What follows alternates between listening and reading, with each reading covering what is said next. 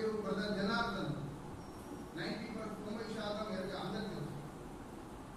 మరి ఇదే గ్రామం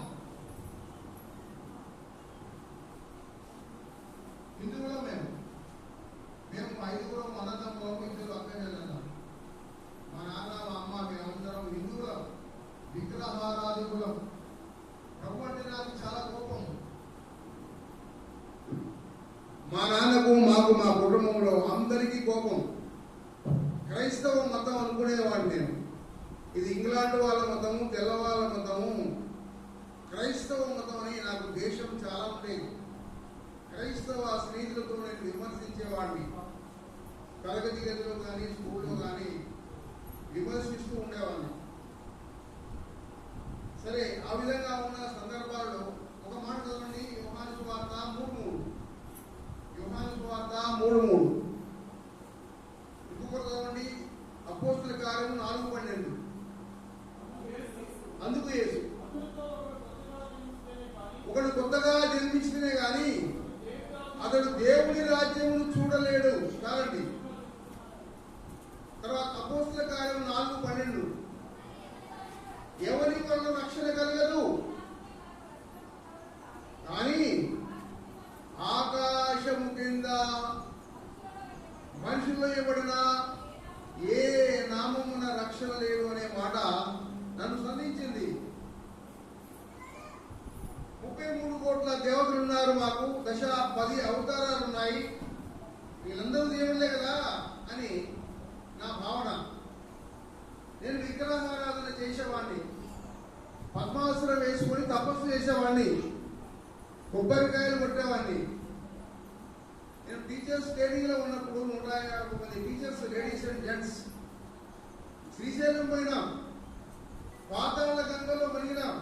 పాతాళ గంగ అంటే అప్పుడు ఆనకట్ట కట్టబడలేదు, లోపలికి పోవాలా, దాదాపు 1 కిలోమీటర్న్నర లోపలికి పోవాలా, నీళ్లు అక్కడ ఉంటాయి, దాన్ని పాతాళ గంగ అంటారు.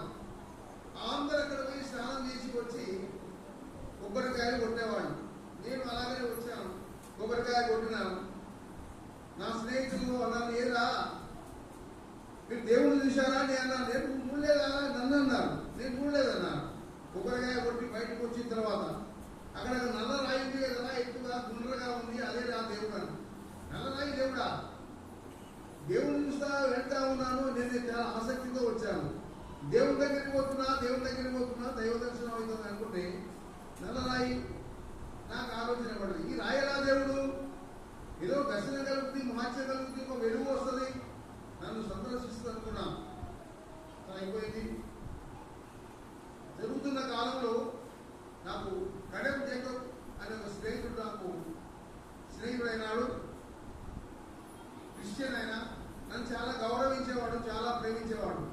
అతని గౌరవాన్ని బట్టి, అతని ప్రేమను బట్టి నేను ఆయన అక్కడక్కడ క్రైస్తవుల మీటింగ్ తీసుకుపోయేవాడు. ఈయన క్రైస్తవుల మీటింగ్ తీసుకెళ్తాడే, నేను ప్రభు నమ్ముతానా, ఎంతమంది నమ్మితే నేను నమ్ముతాను ప్రభును అని అనుకునేవాడిని. తన ఇష్టం ఉండి ఇష్టం లేక ఆయనతో వెళ్ళేవాడిని, వచ్చేవాడిని.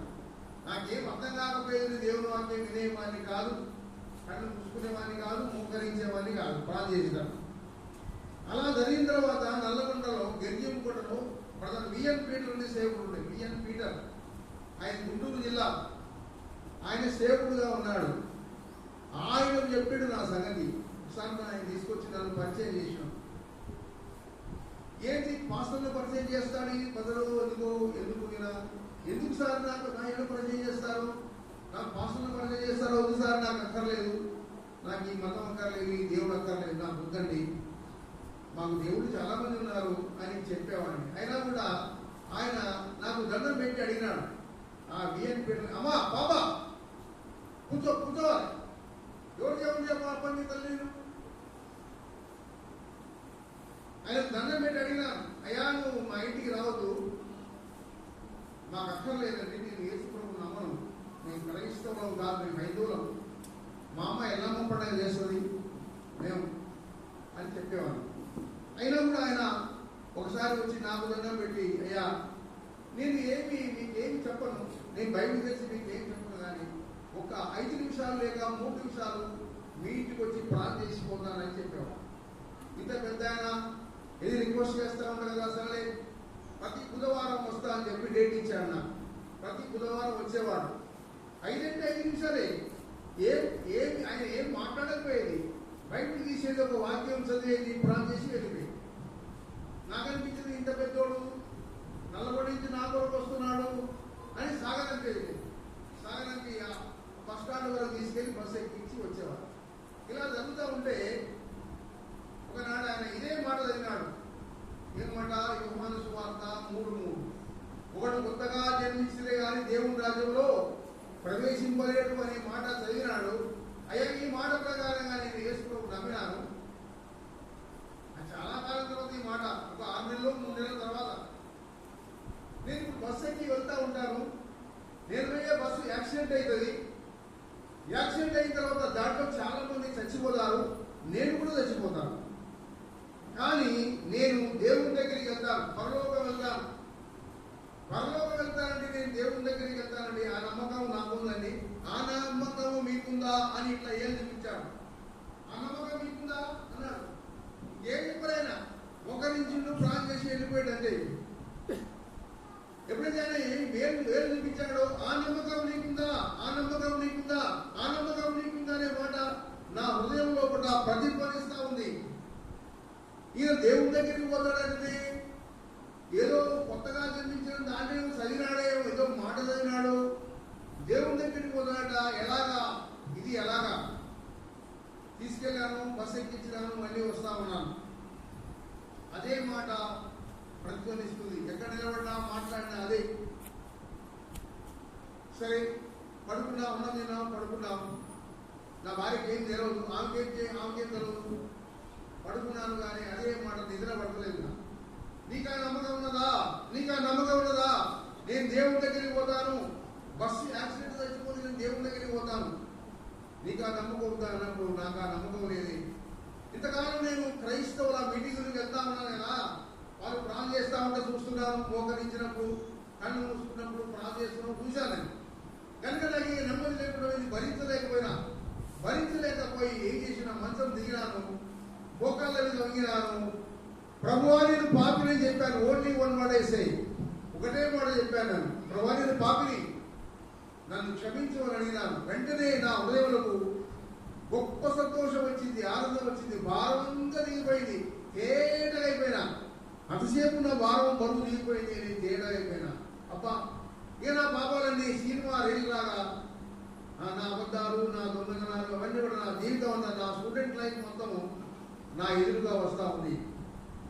అప్పుడు నేను టీచర్ను.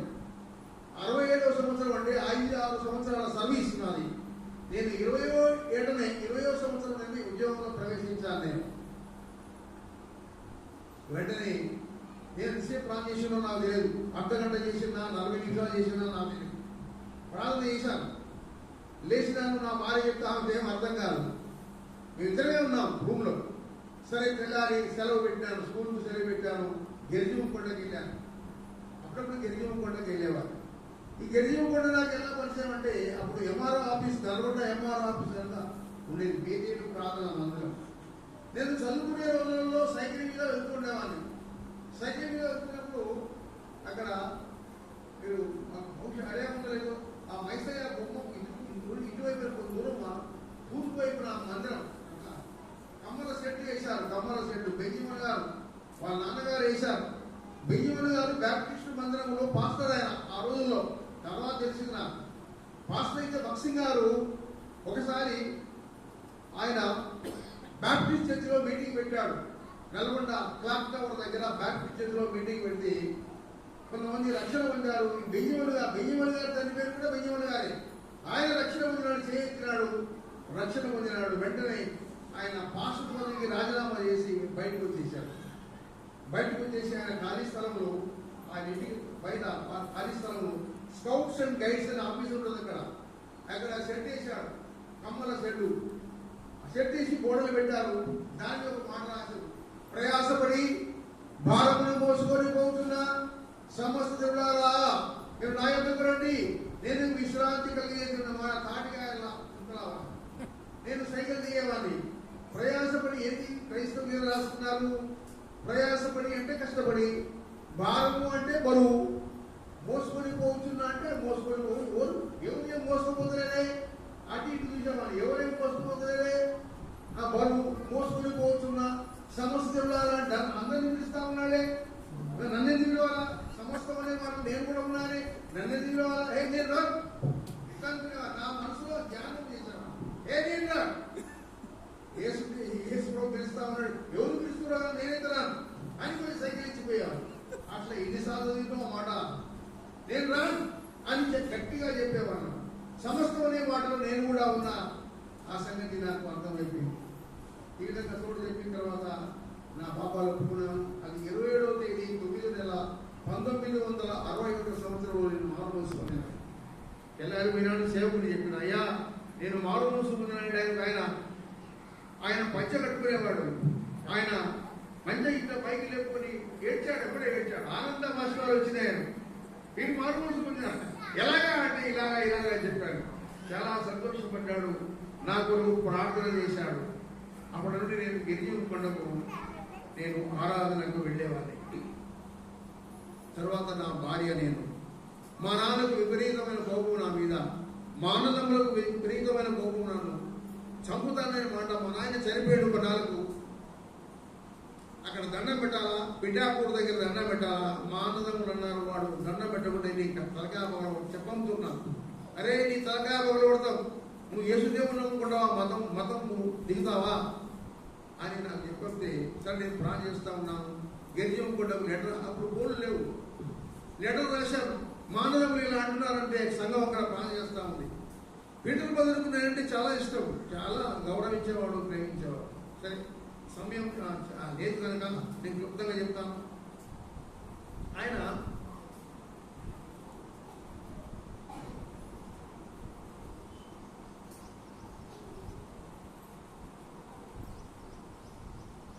మొట్టమొదట మందిరము తహసీల్ ఆఫీస్ వెనుక ఉండేది. తర్వాత అక్కడ కమ్మలేసి అక్కడ కట్టారు. తర్వాత టెలిఫోన్ భవన్ ఇక్కడ మాన్యం చేరుకోకు వచ్చింది మందిరం. అక్కడి నుంచి ఇక్కడ స్థలం కొన్నాడు. ఇప్పుడు గరిజంకొండ స్థలం కొన్నాడు. అయితే స్థలం కొన్నప్పుడు చాలా మంది సిస్టర్స్, గరిజంకొండ సిస్టర్స్ మేము మందిరానికి రామన్నారు. అన్నా మేము మందిరానికి రా, వీళ్ళు అక్కడ పోయి కొట్టడం దయ్యాల కోపం. అది అక్కడ చింత చెట్లు ఉండే, చింత చెట్లు తూర్పు వైపున చింత చెట్ల మీద దయ్యాలు ఉంటాయి అనే ప్రతీక, నల్గొండ మొత్తం ప్రతీక. దయ్యాల కొంపలో మందిరం కట్టాడు. మేము రామని కొంతమంది సిస్టర్స్ చాలా దినాలు రాలే. ఆయన అన్న ప్రాణం చేశాడు. ధైర్యంతో అందరినీ సమకూర్చుకున్నాడు.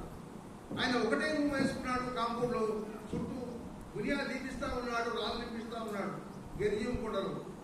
అయితే నేను చూసింది ఏంటంటే ఆయన దగ్గర హార్లిక్స్ బాటిల్ ఉండేది. ఆయన హార్లిక్స్ బాటిల్ అంటే దాంట్లో హార్లిక్స్ కూడా పోయేది. హార్లిక్స్ బాటిల్ అయితే ఉండే ఇంతలా ఉండేది. హార్లిక్స్ బాటిల్లో కారం పొడం ఉండేది. కారం పొడం అక్కడ ఇటున్నారా, కారం పొడం పప్పు వేసి కొట్టే కారం పొడం, పప్పు నానా రకాల ఆ పప్పు ఈ పప్పు మూడు ఉండేది అన్నమాట బాటిల్స్ అని. ఆ కారం పొడ వేసుకొని అన్నం తినేవాడు ఆయన. నేను ఎప్పుడైనా పోయినప్పుడు నాకు అన్నం పెట్టించి ఆ కారం పొడ వేసేవాడు. బ్రదర్ బాగుంటారు కావచ్చు. అలాగా కారం పొడ వేసి ఆయన చాలా ప్రయాసపడ్డాడు. ఆయన గరిజంకొండ స్థలాన్ని కొన్నాడు. ఆయన చాలా ప్రయాసపడ్డాడు. అప్పుడప్పుడు సిస్టర్స్ బుట్టలో అన్నం పంపేది ఆయనకు. మటన్ నుండి, చికెన్ నుండి పంపేవాళ్ళు. అప్పుడప్పుడు వారానికి ఒకసారో 2 సార్లు సిస్టర్స్ అన్నం పంపేవాళ్ళు. ముఖ్యంగా మెయిన్ సిస్టర్ కంటిన్యూగా పంపేది, తప్పకుండా పంపేది. రోజు ఒకసారి, రోజు నుంచి రోజైనా తప్పకుండా. ఆ తర్వాత కొంతకాలానికి ఆమె 3 సార్లు కూడా పంపేదాన్ని. ఆ విధంగా ఉన్నప్పుడు సరే ఇప్పుడు మన మలాగి బాగా ఉన్నాడు. నేను పైకి పోయినా మలాగి బదరు వాళ్ళ ఇల్లు మల్టీపర్పస్ హై స్కూల్ దగ్గర ఉత్తర వైపు గేట్ దగ్గర ఉండే. వాళ్ళ నాన్న కట్టెలు అమ్మించేవాడు, కట్టెలు కొట్టించి అమ్మించేవాడు ఆయన ఆ రోజులలో. అక్కడ కూడా నేను రోడ్డు మీద ఆ ఇంటికి వెళ్ళాను. తర్వాత చాలా మంది సేవకులు వచ్చారు. బిఎన్ పీటర్ గారి తర్వాత చాలా మంది వచ్చారు. అయితే 1971, 72, 73 ప్రాంతం నాకు జ్ఞాపకం లేదు. చాలా మంది సహోదరులు ఏం చేస్తారంటే, అన్న నన్ను పిలవడే, నన్ను పులిపిటెక్కియడే, నాతో పాటలు పాడిపియడే, నాతో వాక్యం చెప్పియడే అనే తపన ఈ రోజుల్లో చాలా మంది సోదరులు చూస్తా ఉన్నాను. నన్నైతే ఆ అన్న చాలా బలవంతంగా పొలిపెట్టెక్కించాడు. బలవంతంగా అన్నాడు. ఇవాళ ఆదివారం సాయంత్రం హైదరాబాద్ నుంచి ఒక సోదరుడు వస్తా ఉన్నాడు. ఆయన మీకు సాక్ష్యం చెప్తాడు, వాక్యం చెప్తాడు అన్నప్పుడు అందరూ సంఘం అంతా వచ్చింది. 2 మాటలు వాడిన తర్వాత బ్రదర్ జనార్దన్ గెట్టప్ అంటున్నాడు. నాకు గుండె పగిలిపోయింది. నేను సాక్ష్యం చెప్పాలా లేదు అన్నాడు. నాకు భయమైంది, చాలా భయమైంది. సరే భయపడకుండా పోయి సాక్ష్యం చెప్పిన తర్వాత బలవంతంగా పులిపిట్ ఎక్కించేవాడు, బలవంతంగా వాక్యం చెప్పించేవాడు. అన్నా నాకు ఇష్టం లేదు, లేదన్నా నాకు భయమైందన్నా, నీకు దండం పెడతా అని చెప్పినా కూడా అవి వినేవాడు కాలాయన. అలా జరుగుతున్న సందర్భాల్లో ఒకసారి నేను అకస్మాత్తుగా కోర్టుకు వెళ్ళవలసి వచ్చింది. ఇక్కడ ఒక అల్లరి జరిగితే నేను ఫోన్ చేశాను, పోలీసు వారికి ఫోన్ చేస్తే నన్ను సాక్షిగా పెట్టారు. నేను వెళ్ళినాను, బోన్లో నిలబడ్డాను. లాయర్ నా ముందుకు వచ్చాడు.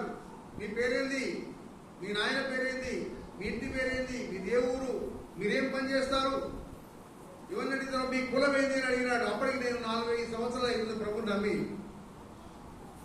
నేను చెప్పినాను, సార్ కన్వర్టెడ్ క్రిస్టియన్ అన్నాను. కన్వర్టెడ్ క్రిస్టియన్ అనగానే జడ్జి ఏం చేసినట్టే ఆ లాయర్ స్టాప్ అన్నాడు. స్టాప్ అని ఆయన పైన ఉన్నాడు. ఆ పైన ఉండి ఆయన అడుగుతున్నాడు నన్ను, ఏమండి మతం ముచ్చుకున్నారా అని అడిగినాడు. మతం ముచ్చుకున్నారా అంటే సార్ లేదు సార్ అన్నాను. ఏంటి మరి కన్వర్టెడ్ క్రిస్టియన్ అన్నావు ఏంటి అంటే నేను మార్గం ముచ్చుకున్నాను సార్. మార్గం అంటే ఏంటండి? మార్గం నేనే మార్గం నేనే సత్యం ప్రభు అన్నాడు. ఆయనకు అర్థం కాలేదు.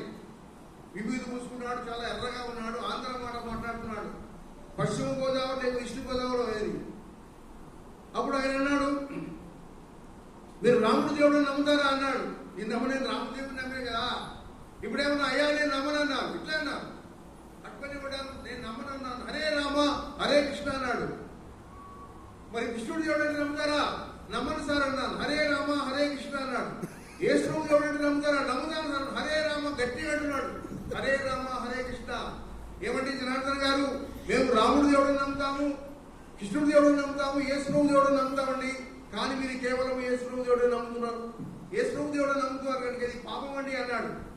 ఆలోచన చేయండి అన్నాడు. ఆలోచన చేసిన దండం పెట్టాను. తర్వాత నెక్స్ట్ కంటిన్యూ అన్నాడు.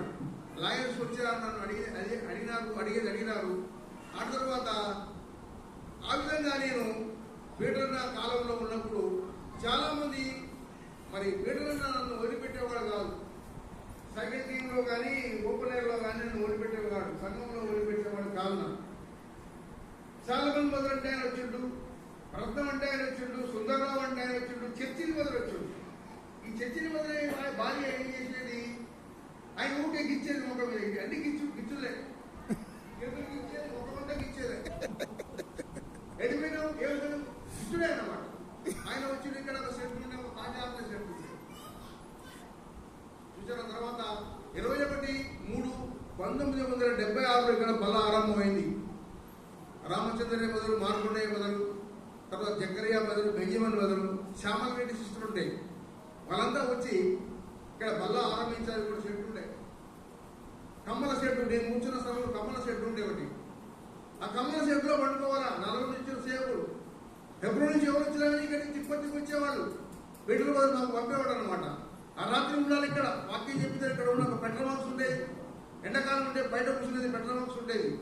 ఆ చర్చిని మొదలనేది అయ్యా నేను ఇక్కడ వండుకోను. ఎందుకు అంటే లేదంటే నేను వండుకోను, మా సిస్టర్ ఒప్పుకోదు, నేను పోవాలా.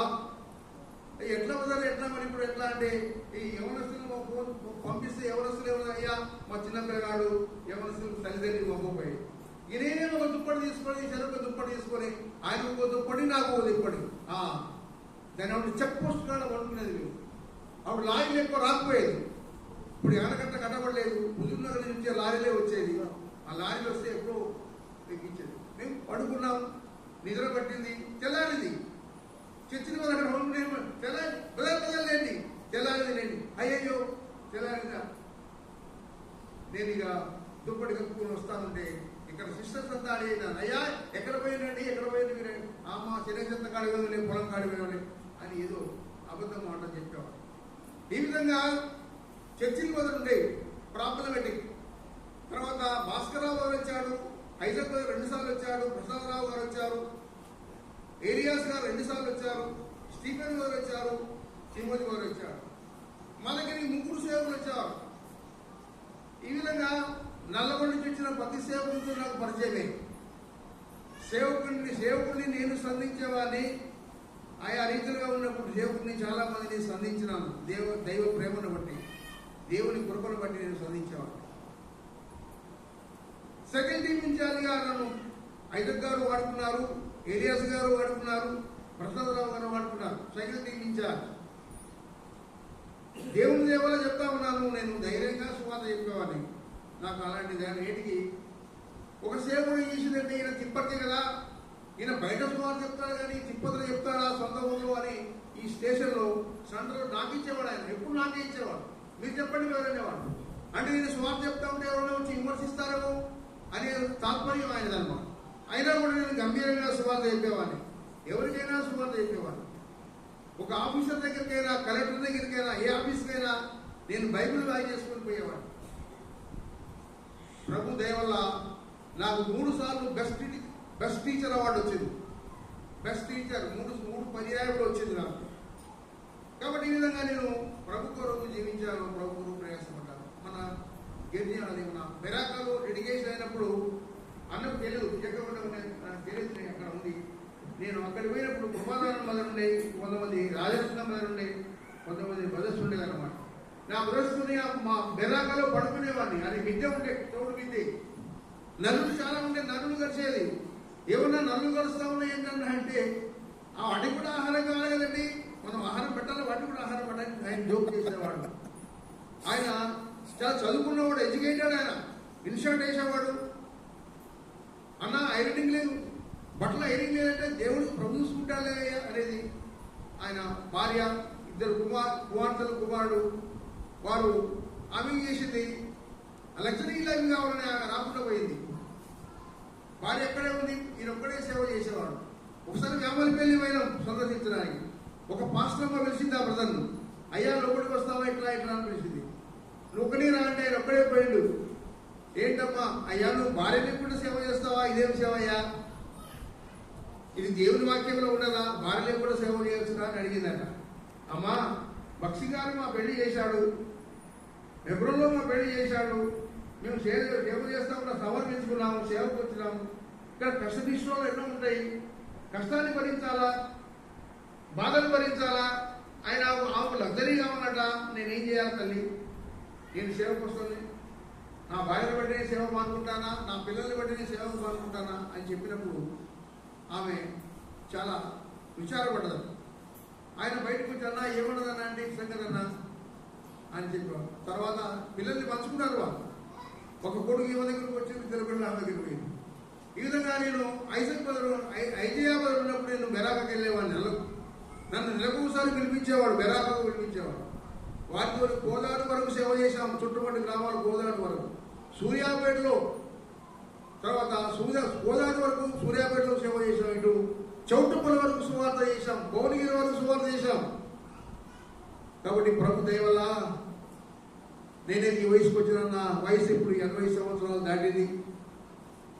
ప్రభు దయ వల్ల అనేక కష్టాలు వచ్చినాయి, ఇరుకులు వచ్చినాయి, ఇబ్బందులు వచ్చినాయి. కొంతమంది సేవకులు నన్ను చాలా ఇబ్బంది పెట్టారు. అయినా కూడా ప్రభు నాకు సాయం చేశాడు, ప్రతిఘటించాడు. వారికి సమాధానం కూడా చెప్పడం జరిగింది. అయితే ఇక్కడ మల్లెపల్లి పంపారు నన్ను. జీటీ గారు ప్లాన్ చేసి మళ్ళీ పిలుపు గారు, జీటీ గారు ఒక వాగ్దానం ఇచ్చి నన్ను అభిషేకించి పంపారు. మల్లెపల్లి 15 సంవత్సరాలు సేవ చేశారు అక్కడ. నేను పోయినప్పుడు ఒక బిలీవర్ ఇంట్లో కూడుకుంటా ఉన్నారు. అడుగుతా ఒక కిరాయిల్లోకి వెళ్ళాం, కిరాయిల్లో ఉన్నాం. ఆ కిరాయిలు మాత్రం మళ్ళీ ఇంకో కిరాయిలు అంటే కానుకలు సరిపోకపోయేది, కిరాయి సరిపోని రాకపోయేది. ఇంకో కిరాయిలు తక్కువ కిరాయిలు తీసుకొని 3 కిరాయిలకు చేరినాము. తర్వాత అనేక గ్రామాలు సువార్త చేశాం. చాలా గ్రామాలు 50-55 గ్రామాలు సువార్త చేశాం. ఎలాగా, సిటీ నుంచి పెద్ద పెద్ద సంఘాలు కనిపించేవాళ్ళు. 50-60 మంది సిస్టర్స్ అండ్ బ్రదర్స్ వచ్చేది, వ్యాన్లు కట్టుకొని వచ్చేది. వాళ్ళు సువార్త ప్రకటించాము. తద్వారా సంఘాలు, పెద్ద సంఘాలు మల్లెపల్లికి సహాయం చేశాయి. ప్రార్థనాపూర్వకమైన సాయం చేశారు కనుక స్థలం కొనగలిగినాం. స్థలం రిజిస్ట్రేషన్ అయిపోయింది. మందిరం కూడా కట్టినాం. 70 పొడుగు 30 వడలకు స్లాబ్ వేసినాం. విచిత్రమైన మందిరం, చాలా అద్భుతమైన మందిరం. మల్లెపల్లిలో చాలా మంది ఇండిపెండెంట్ సేవకులు మా దగ్గరికి వచ్చి పోయేవారు. అని ఇంతలోనే మేము మందిరం కట్టారన్న ప్రభుదయ అన్న. ప్రభుదయ వల్ల మేము మందిరం కట్టినామని చెప్పిన ఒక సేవకుడు ఉన్నాడు. మేము కూడా హెబ్రోనే అని చెప్పాడు. ఆయన చెప్తా ఉంటే వాళ్ళు వచ్చి నాకు చెప్పేవారు, అయ్యా ఆ సాలమన్ మదర్ కూడా హెబ్రోన్ కదా అని నాకు చెప్తే, సరే మంచిది, నా దగ్గర ఒక లెటర్ ఉంది, పెద్దలు సంతకం పెట్టించిన లెటర్ ఉంది, ఇలాంటి లెటర్ ఆయన దగ్గర ఉందో అడగండి అనేవాడు. వాళ్ళు పోయి అడిగి, అయ్యా దగ్గర ఒక లెటర్ ఉంది, లెటర్ మీద పెద్దల సంతకాలు ఉన్నాయి, స్టాంప్ ఉంటుంది, మీ దగ్గర ఉందా లెటర్ అంటే ఆయన మౌనం వహించాడు. ఆ విధంగా చాలా మంది గోముఖ విగ్రహాలు ఉంటాయి, మేము కూడా హెబ్రోనే అంటారు. ఇక ముఖ్యమైన సంగతులు పట్టణం చెప్పి ముగిస్తాను. 2 నిమిషాలు 5 నిమిషాలు. కల్పన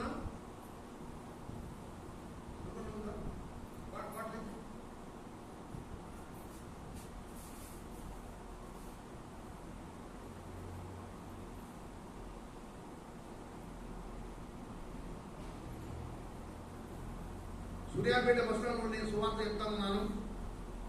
ప్రభుదేవ వల్ల సువార్త బస్ స్టాండ్లో సువార్త చెప్తా ఉంటే ఒక ఆయన రిక్షాలో కూర్చున్నాడు, రిక్షా డ్రైవర్. ఆ మాటలకు ఆయన యేసుప్రభు నమ్మినాడు. యేసుప్రభు ఇంత గొప్ప దేవుడా, ఆయన ఎక్కడో కాదు, ఇక్కడ ఇందుకుల గ్రామం, ప్రకాశం. తర్వాత ఆయన ప్రభు నమ్మినాడు. భార్య భర్తలు పిల్లలు అందరూ ప్రభు నమ్మారు. ఆయన ద్వారా కొంతమంది ప్రభు నమ్మారు. ఇప్పుడు ఆయన తోపుచెల్ల పోతా ఉన్నాడు. తోపుచెల్ల ఏదో ఆయన ఒక శిక్షణ ఏం చేసిందంటే, చాలా మంది సంగతులు ఇలా ఉంటాయి, మన బిలీవర్స్ బలహీనలు అయిపోతా ఉన్నారు. ఒక సిస్టర్ మార్లపల్లి మందిరం డెడికి అది ఫౌండేషన్ స్టోన్ వేశారు. ఫౌండేషన్ స్టోన్ వేసిన తర్వాత ఆనందం మదర్ ఉన్నాడు అక్కడ. ఆనందం మదర్ దగ్గర పోయి, మదర్ శంకర్ మదర్ పోయి నాకు ఈ స్లాబ్ ఇవ్వవా అని అంట ఆయన. అంటే అయ్యా వేరే వాళ్ళకి ఇచ్చినయ్యా, నీకు ఇవ్వడానికి వీల్లేదు అన్నాడు. వేరే వాళ్ళకి ఇచ్చిన కాగితం రాసుకున్నాము అంటే, నేను దగ్గరనే కదా నాకెందుకు ఇవ్వని ఆ శంకర్ మదర్ అన్నాడు. శంకర్ లక్ష్మమ్మ దానికి మీద ఏమన్నాడంటే ఆ శంకర్ లక్ష్మమ్మ ఏమన్నంటే, జనార్దన్ బదులే మాకు ఇప్పేలేదు, జనార్దన్ బదులు మాకు ఈ స్లాబ్ ఇప్పేలేదు. స్లాబ్ గొప్ప, నీకు పరలోకం గొప్ప, బిల్డింగ్ గొప్ప, నీకు డబ్బులు గొప్ప, సర్వ సత్యం గొప్ప, బల్ల గొప్ప, ఆరాధన గొప్ప. ఈ సంగతి గుర్తెరుగుతుంది విశ్వాసులు. కావాల్సిన డబ్బులు కావాలా, ఘనత కావాలా, గొప్ప పేరు కావాలా, ఘనత కావాలా, డబ్బులు సంపాదించుకోవాలా. ప్రభు లేకుండా లేదు, పరలోక రాజ్యం లేకుండా అనే తపనతోని ఇప్పుడు గెలిచకుండా పోతున్నాయి. ఎంతమంది వాళ్ళు? భార్య భర్తలు సవితి, ముగ్గురు కొడుకులు, మొత్తం 7 పోతా ఉన్నారు. 7 పోతా ఉన్నారు. ఇప్పుడే కాదు, పీటరాయని కాలంలో పోయిందానే. పీటరాయని తీసుకొచ్చి మీటింగ్ పెట్టుకున్నది. మన పీటరాయుడు మార్లపల్లి ఒక మీటింగ్ అయితే నాకు చెప్తా ఉన్నాడు, మీ ఇంటికి వస్తున్నాయా, నా ఇంటికి ఎందుకు వస్తావా, నువ్వు ఇంటికి వస్తావు అడిగినా ఒక రోజు, what for your coming to my home, disorderly life, disorderly life is there with you. క్రమమైన జీవితంలో అక్రమము చేయవారా మీరెవరు ఎరగన్నాడు. వాళ్ళు ఎవరైనా సరే, సేవకులైనా, బిలీవర్స్ అయినా, సిస్టర్స్ అయినా, మదర్స్ అయినా, క్రమం లేదు మన జీవితంలో, క్రమం లేదు. ఈ మందిరానికి ఆ మందిరానికి 4 మందిరాలకు పోతాం చూసారా.